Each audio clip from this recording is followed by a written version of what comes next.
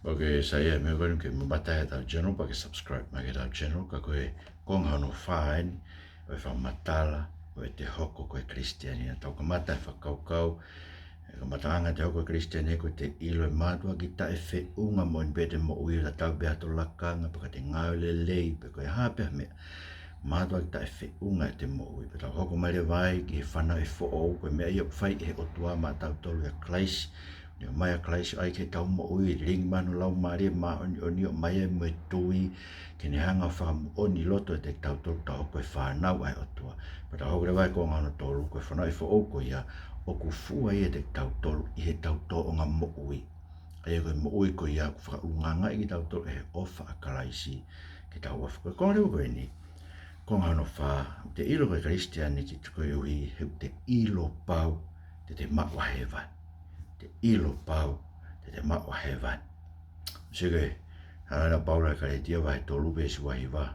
A vere vai paula, pia ka pau koe konga o karaisi aki moto ai ko hita hoko ko to mai tano mai paula ta mai o hoko mai ai tui mo klaisio ai te tau tolu tau ma o e whakatonu hia i he tui pa tau hoko ai koe konga o klais ko hiu tau tuu i a klais ko tau whetai aki o tau lau maari mo klais ko tau taha mo klais ko me he tau tui ke te ia ko hiu ne o mai e tui ko ia ai i o tau loto ke tau tui pi ki kai aki ke ne tala ofa koe whamore more e tau ngahi ang hala me mao tau whakatonu hia i hono tata. Mareo paula te tau koe konga ka isi motolu pea tā koe hako o e palahame aki motolu koe ngahi ea o whata tau ki e tala ofa. Ko tala ofa ne whaike e palahame e monu ea ia te koe ai kakai ko toa pe. Tala ofa e.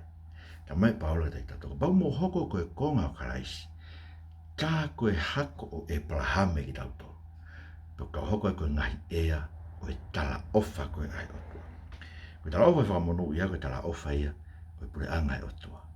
Koe koe pure anga e o tua o tau inasia ia kalaisi e whakamonu ia koe ia. Ka ritia vai tōru pēni, tā noe vesi tā tōru o pehe, e anga e kalaisi o whaafu ki tau tō me mala ia whakalao ake ne hoko ana koe koto mala ia. Koe koe tau tō.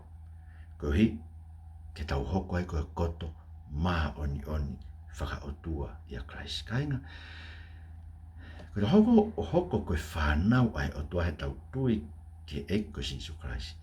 O kune omi ai ilo pau.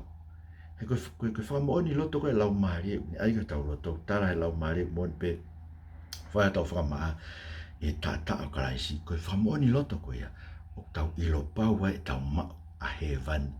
Mai mo ita ngata whanau pēra kai unau pe heto kua tau whai pe tau lotu me mea kai ki lawa tahe ki ne whakapapai kai ko lo ia o lawa kai whakapapai whanau kai hangu senu ai tolu es taha no o wha pe heo tua whake hono alo ko ia e tui tene mai mo ita ngata kai ki au mai mo so ai kai ka tui tungi ke ilo pau pe ko hen te ke ala mak wai mo ita ngata laksion vai ni ma pe he laksion ai ke mai alo ke mai moi ko ke mai alo ke mai moi ai o ku lava pe ke ilo pau hen iha yo mai alo ke sio ko mai alo na ta no ke he ko ngano wa ko me yo o mi he lau mario ai ho tau loto ko he ku fana i fo o ki tau tolu ke tau mai alo fana i fo o ki tau tolu e o tua ke tau mai alo pa mai mo tui ko ngau e tui ko fana i fo o fu e ve ne anga fa tu fo o ki tau tolu pe hare e fo o ia ko ia e tau to nga mo ui pa ko fa mo ni loto ko la mari mani ni ko ia e tau i lo pa wai e tau to la hevan mo mo i ta ngata ko ka tau nga u ka ko ui ko nga u ko o tua he ne fa to no ia i tau to ko nga u ka o tua he ne riu e tau mo ui ai ko tau to nga mo ui fo o wai ko me tau i lo pa wai a hevan mo mo i ta ngata Whanau ke tāna no Paulo e krosa rua give es whaamwe ni matalo e mawhanau ke mo tui ke kalaisi pe mo ofa tauhi mao ke kaulot ko toa pe ai au tuk me ho mo amanaki ke mea ko tuku tauhi maa mo tolu i he vani ai ne mo whanau mo a kiai i he malanga o e ako naki me kosperi sio amanaki o he vani mao i me kosperi na o whanau kiai hanga he amanaki ko ia whakatupu e te inau tolu a he tui mo e ofa. Ka amanaki o he vani ia, ko mea uni hanga whakatupu e kina e te tau tolu, e to onga mo ui e taimi. Ka inga tai, ta mai loma vai ni mawe isi walu mo hiwanga ako o tuau ni whakahae mo oni ni ofa ana ke te tau tolu, i he pekia a Kraisma a tau tolu, lolo tonga o tau ke iangara. Paka pau koi. Paka pau tau mawe ni whakatonu iai no tata, pea hua noho tau whakamo ui ka whai e te ia, me hou hau. Aia, tau mawe ni whakatonu hia, koe me i no tata. So ko mea ko ilo pau e te walu ki he vani. Ko hi ko us mawe whakatonu hia, koe me i no tata. Koe koe me i hoku laka ngā, koe me i he ngā le he sia si, koe ui koe ui koe tuku whakaholo, mole ke mama, koe ui koe sia si, mole ke mama. Tu unga i hono tata. So koe whakatonu hia ko ma, koe whakama oni o ko mai ai o tua, koe ui ko hanga he tata o Kraisi o whakama, whakama oni ni e pere pao, pe hua noha tau whakamo ui i a teia me hou hau. Ai koe amanako te kahau, amanako ke whi mātak mo ku eiki o kau ka pekia, pe te whi mātak mo ku eiki o ka haere mai ke whai whakamau. Kua more ai amanaki hou hau, ko amanaki mo ui au. Ko ui ko smao whatonu ia he tata o Kraisi. Pisuke, tā no lewe ntos whakahawa he ua ua, tana mai lewe e sione, munu ia o inau tolu, o ku fōho nau kofu, fō ia. Fō e tata o Kraisi, ko tata au tau mai tau whatonu ia. Ko tata au ni ngahi tau toke tau tā mo he vani. Tana mai lewe, munu ia inau tolu fōho nau kofu, koe ui ke nau whai te riha ki a kau e mo ui. Pea ke nau hu i he ngahi matapā ki he kolo. O i he tua ae whangakuri, me kau whai whalo a kau, me kau whi au aki, me kau whakapō, me kau tauhi ai tori, mo ia ko tau peu ofa ki he loi mo whai a. Ko ngai peu koe, ko tau tau kua Kristiane, tau tauhi ai tori. A tau tolu tau whakau kau, e tau lape tolo ngā we ha tau whakamo ui a he vani. Te lape a tau he lao e sāpate, pe ko tau he lao wa e o tua. So tau hanga e tau tolo ai tori, e tau tolu heu tau pehe tau tolu ia. Ko a wia, mo e ko ngā we a aku. Tene awe au ke mo ui tangata kau koe ko Kraisi. Koe koe ngāwe ko a Kraisi na whae kolosi, ma o haku whakatonu hia.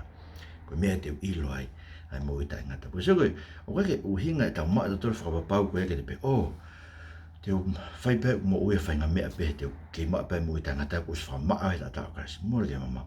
Ka pa e ui koe ke tim whawhanua atonga. O koe koe uhinga e te ke aluko ko nā pe koe te kau pe ko a kapuru. Ka ui koe ke tim whawhanua atonga. Uhinga ia, uhinga mea ke ta off, koe pau ke tohanga whakamaro i sinu, ko hige ke teu, ke tau whakawhonua. Pepe mono i tau tolu he eiki. Ko ui ki tau tolu, ke nofo i he vani. Te marewa sione ke te tau tolu, lak sione wai tolu ni westo sio whaanga, nā moe ni koe whanawa e toa ki tau tolu. Pe ko te eksi ke whakahamai, pe koe hāte ta hoko ke amui. Ai te ke ta ilo pe hai mea ta hoko ke hoko masi sukarasi ka koeni. Tau ilo pe ka tuk whakahai te tau tatau moe ni afio.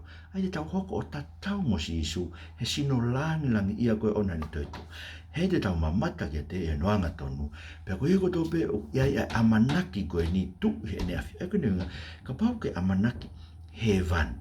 Pau ke amanaki moita ngata, pau ke amanaki ririu koe ke hoko o hange ko Kraisi o kakata marewa e sione. Tō tāko tu e ni amanaki he manako ni whakamaa e iaia o hange o maa e ne afi. Koe ke hata haia, e os whakamaa e Kraisi pa te whoke ke pelepela i kai. Ko whai Kraisi o tau whakamaa, pe au tau whakamaa, tau ngāwe whakamaa koe te tau tō, ke tau whakamaa ki tau tōra ki tau tōru. Wa nge maa e ni awhia koe, ke tau whakahāia, e tau amanake mo i tai ngata eiki. Toi mai ke pehe mo e mau mo ui, mo whakamaa ni uni ki mau tōru ku ke whakamaa ki mau tōru, a ki ho tātaa, pa mau nofo i mo amanake le rei, ke mo ui tai ngata e Sisu Christ mo wha mo ui, amen. Matuka pau ke manako he tau men, pa ke subscribe mai, marabe tu mo mea mai, mo mea atua whātu.